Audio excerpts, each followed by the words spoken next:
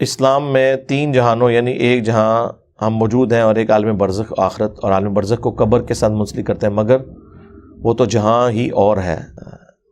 اس کے متعلق ذرا وضاحت فرما دیں۔ جوید احمد غامدی صاحب نے اس کی وضاحت فرمائی ہے، لیکن وہ حدیث پر بحث کرتے ہیں۔ حدیثوں کو تو چھوڑ دیں جی، میں نے تو 10 قرآن سے آیات پیش کی ہیں میرے بھائی، آج سے 10 سال پہلے میری اس پہ ویڈیو ریکارڈ ہو چکی ہے۔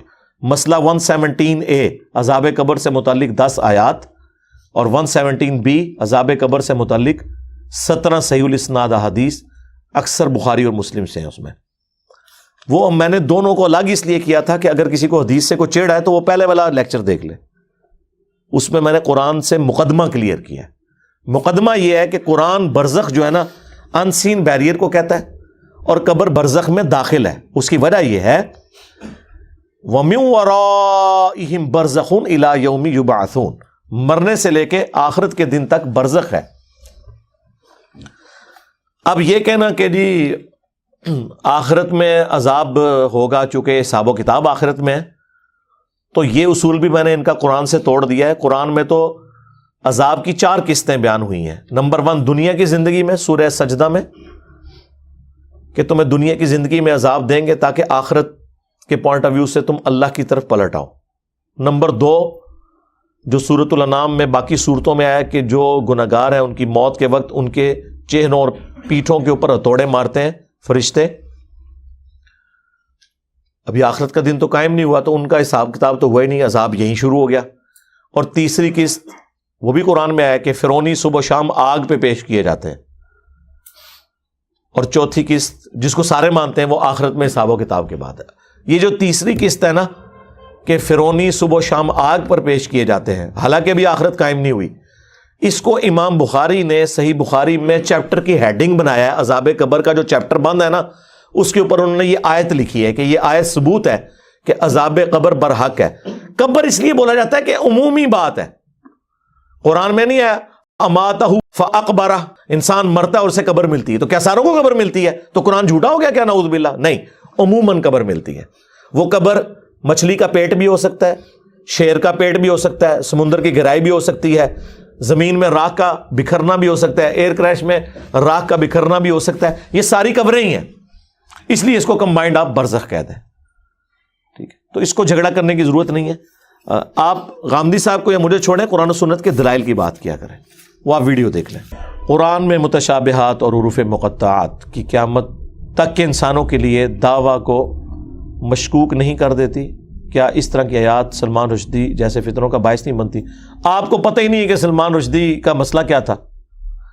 اس سلمان رشدی کا نام لے کے ہی آپ نے معاملے کو خود ایمبیگوس کر دیا۔ سلمان رشدی کو تو یہ مسئلہ ہی نہیں ہے، نہ متشابہات سے نہ حروف مقطعات سے، اس کا تو مقدمہ ہی کچھ اور ہے، اس کا مقدمہ قرآن پہ تو نہیں ہے، اس کا مقدمہ تو احادیث کے پوائنٹ آف ویو سے وہ چیز ہی کچھ اور ہے۔ سلمان رشدی کی کتاب سٹینک ورسز کے اوپر میں نے پوری ویڈیو ریکارڈ کروا دی ہے، وہ آپ دیکھ لیں۔ پہلے تو آپ سمجھیں اس کا مسئلہ کیا ہے۔ یہ متشابہات اور حروف مقطعات یہ تو چیز ہی کچھ اور ہے، اس کو تو کبھی بھی کسی نے تختہ مشق بنایا ہی نہیں ہے۔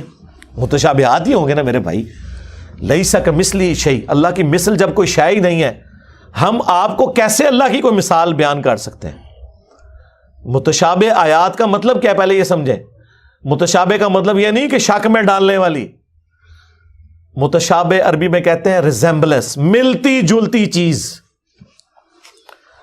دودھ کا سفید ہونا اور چونے کا سفید ہونا یہ متشابہ ہے، ایک دوسرے سے ملتا ہے، لیکن دودھ اور چیز ہے، چونا اور چیز ہے۔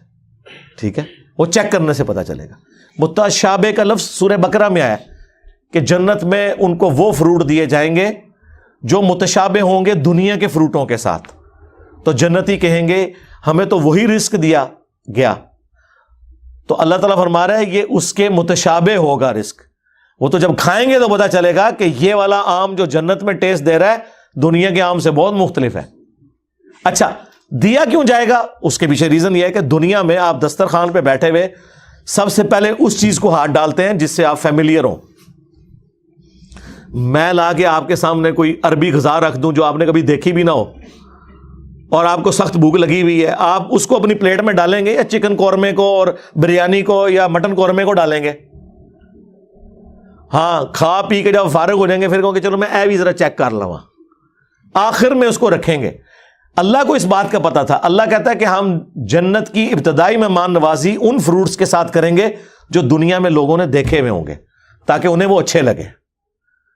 اگر جنت میں انار، کیلا، سیب، آم آپ کے سامنے آئے گا تو آپ کو اچھا لگے گا. اگر عجیب و غریب کوئی فروٹ آ گیا آپ کہیں گے ادھر ہی ہے نا، ایک راستے نہیں چلے، میں پہلے وہ کھاواں جس سے میں فیملیئر ہوں. وہ متشابہ ہوگا لیکن اس کا ذائقہ بالکل مختلف. تو آخرت کا دھندلا تصور دینے کے لیے دنیا میں اللہ نے ریزمبلنس والی چیزیں رکھ دی ہیں. حوروں کا تصور دینے کے لیے بیویاں رکھ دی، حالانکہ زمین آسمان کا فرق ہے. اچھا، آخرت میں اللہ تعالیٰ نے جنت کے فروٹ دنیا میں بھی فروٹ رکھ دیے. پھر اللہ کی جو اپنی صفات ہے، اللہ بھی دیکھتا ہے، ہم بھی دیکھتے ہیں، لیکن ہمارے دیکھنے میں اللہ کے دیکھنے میں فرق ہے. اللہ کا ہاتھ جیسا کہ اس کی شان کے لائق ہے، اور ہمارا ہاتھ ہم یوں بھی نہیں کہہ سکتے کیونکہ قرآن میں آیا لیس کمثلہ شیء، اللہ کی مثل کوئی شے نہیں ہے. اللہ کا عرش پر استوا فرمانا ہم اس کے لیے مثال دے ہی نہیں سکتے، جس طرح میں کرسی پہ بیٹھا ہوں، اللہ کی مثل کوئی شے ہی نہیں ہے. ٹھیک ہے، تو یہ ذہن میں رکھیں، یہ متشابہ ہے. تو یہ متشابہات کے بارے میں سورہ آل عمران کی آیت نمبر 7 ہے کہ قرآن کی آیات دو قسم کی ہیں، ایک محکمات ہے اور وہ ام الکتاب وہی ہیں. قرآن خود کہہ رہا ہے کہ تم نے انہی آیات کو لے کے چلنا ہے. دوسری متشابہات ہے جو صرف سمجھانے کے لیے بتایا گیا، اور اس کا مقصد یہ نہیں تھا کہ آپ اس کا مطلب تلاش کرو. قرآن میں اسی آیت میں سورہ آل عمران 7 نمبر میں آیا کہ جو ان آیات کے پیچھے پڑھتے ہیں تاکہ اس میں کوئی ٹیڑھ پن تلاش کرے، ان کے دل جو ہیں وہ ٹیڑھے ہو چکے ہوئے ہیں. اور اہل ایمان کی نشانی یہ ہے کہ وہ کہتے ہیں سب کچھ ہمارے رب کی طرف سے ہے، ہم ان پر ایمان رکھتے ہیں، اور وہ اللہ سے دعا کرتے ہیں ربنا لا تزغ قلوبنا بعد اذ ہدیتنا وہب لنا من لدنک رحمہ انک انت الوہاب. اور بخاری مسلم میں انہی آیات کے بارے میں سورہ آل عمران 7 نمبر آیت کے کانٹیکسٹ میں ایک حدیث ہے کہ تم جسے دیکھو کہ وہ متشابہات کے پیچھے پڑا ہے تو جان لو یہ وہی ہے جس کے بارے میں قرآن میں آیا کہ اس کا دل ٹیڑھا ہو چکا ہے. یہ نبی اسلام نے ارشاد فرما دیا.